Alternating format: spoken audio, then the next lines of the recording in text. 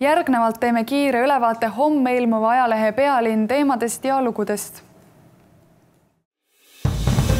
Värskes ajalehes Pealinn saab lugeda pikemat intervjuud väärikat juubelit tähistanud zooloog Aleksei Turovskiga, kes tõdeb, et miljonid loomaliigid saavad inimesteta hakkama, kuid vastupidi mitte. Uue kooliaasta eel ootavad lastega peresid arvestatavad väljaminekud. Ühe lapse riietele ja õppevahenditele kulub keskmiselt 600 eurot. Kuidas Tallinn toetab kooliminejaid? Eestis saab Päästeamet aastas umbes 500 gaasiga seotud väljakutset. Gaasiseadmete ekspert tunnistab, et kõige ohtlikumad on vannitoad. Käpardliku remondi tõttu võidakse alla kirjutada surmaotsusele. Soojenevas Läänemeres elavad võõrad krabid hävitavad meie oma mereloomi. Sotsioloog Juhan Kivirähki sõnul peab president muutma riigi rahvale lähedasemaks. Atleeditar Inna Uit aga soovib, et president peaks hoolitsema turvatunde eest. Kõigest lähemalt homme ilmuvas ajalehes Pealinn.